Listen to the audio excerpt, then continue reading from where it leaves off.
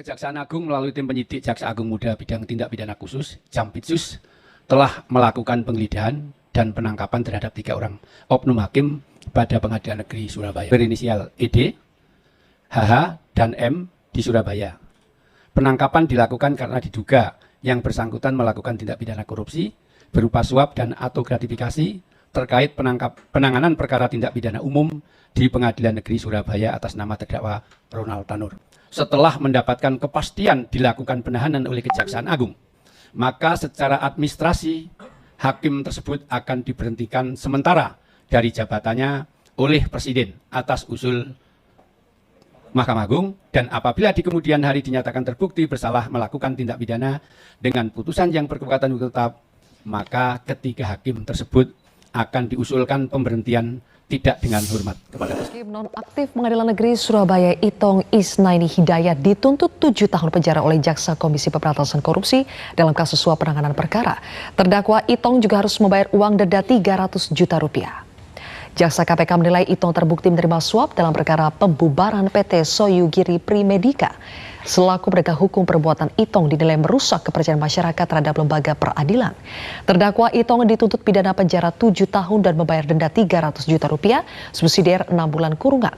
Jaksa KPK juga menuntut Itong membayar uang pengganti sebesar 390 juta rupiah dan tetap ditahan. Apabila tidak dibayar, Itong wajib menjalani hukuman pengganti selama 1 tahun kurungan. Hakim Itong ditangkap saat KPK melakukan OTT di Pengadilan Negeri Surabaya Januari 2022 lalu. Selain Hakim Itong, KPK turut mengamankan panitera pengganti Hamdan dan pengacara Hendro Kasiono.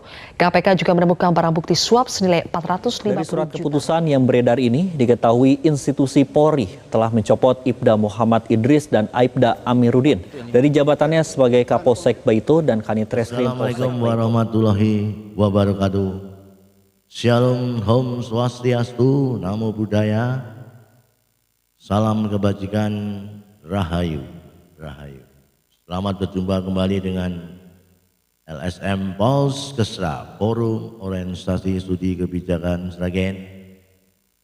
Dalam ini kami mengucapkan welcome to listeners and viewers, para pendengar dan pemirsa yang baik hati. Kami berdoa sehat walafiat, bahagia, dan umur panjang selalu. Oke, hari ini kami akan membawakan tema yaitu hakim harus profesional. Jadi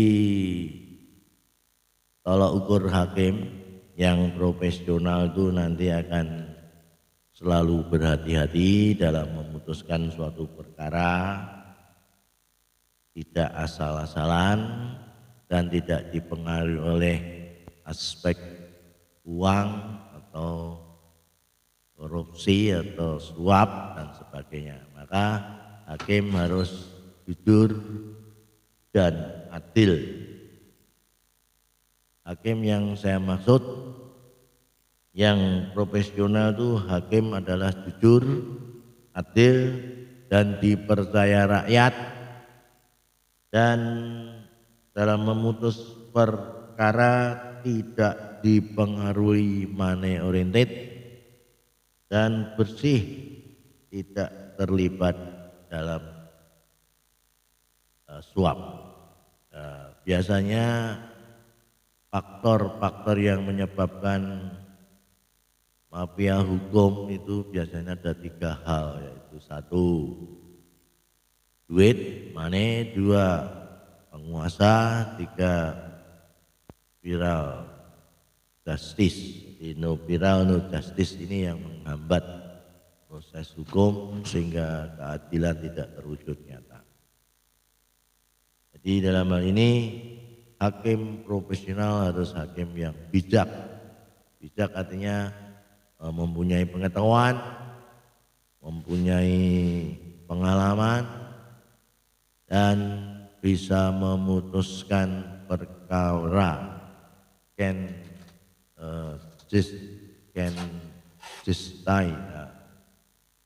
Testify by good judgment, dengan keputusan yang baik. Inilah hakim yang profesional.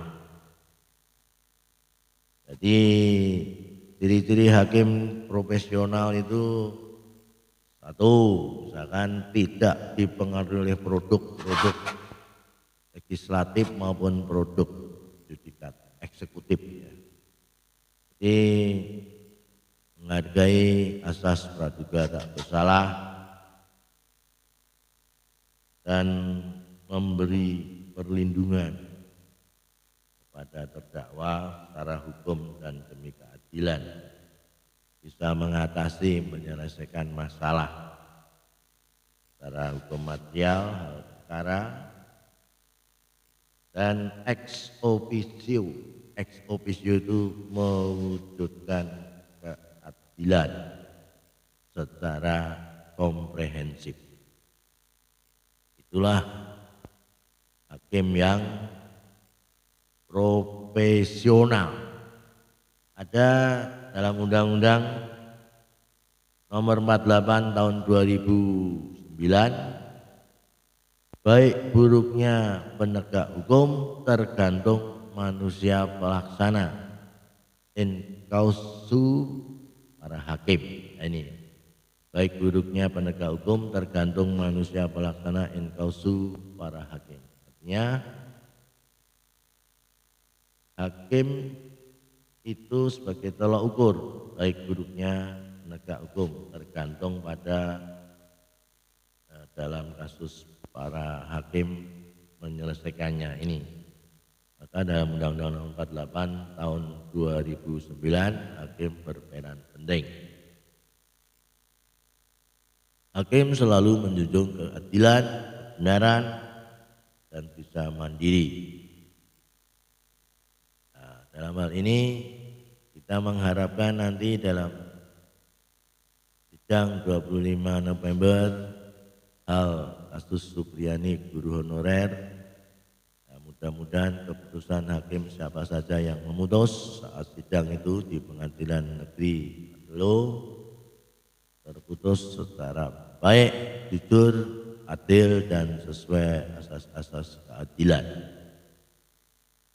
Kalau kami mengamati kasus Supriyani secara oriented justice system, ada 4 aspek, yaitu aspek pengakuan, aspek saksi, dan aspek bukti, dan para ahli petunjuk.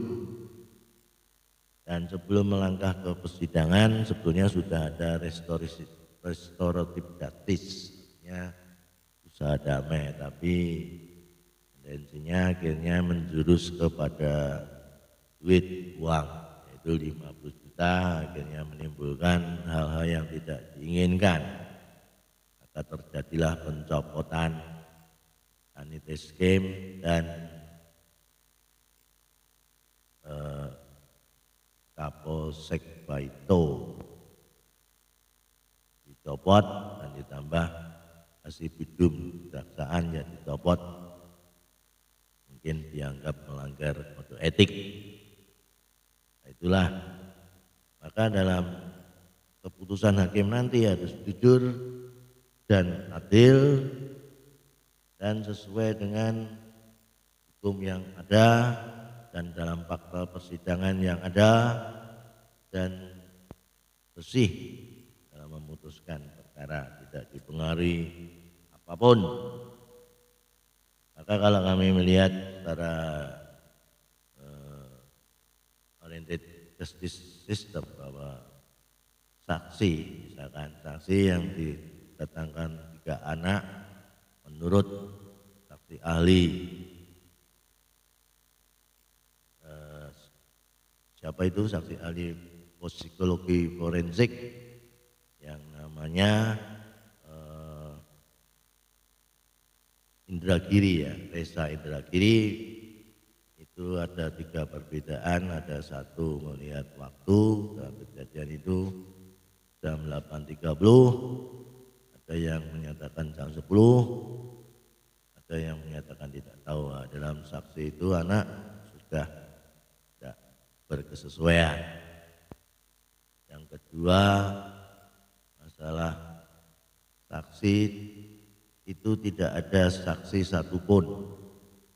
saat kejadian yang ada di sekolahan SD 4 Baito, tidak orang pun yang melihat, tidak satu orang pun melihat. Padahal saksi itu dibutuhkan melihat, merasakan, mendengarkan.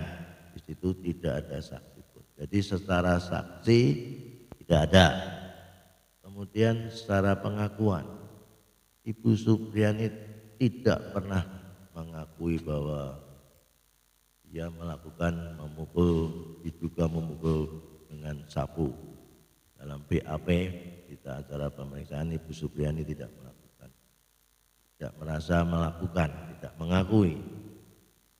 Terus yang kedua, saat kejadian tanggal 24 April 2024 itu Bu Supriani mengajar di kelas 1B, Bu Lilis mengajar di kelas 1A, sedangkan korban anak dari Aibda Wibowo Hasim yang namanya Dava itu yang diduga dipukul Ibu Supriani, itu yang mengajar Bu Lilis.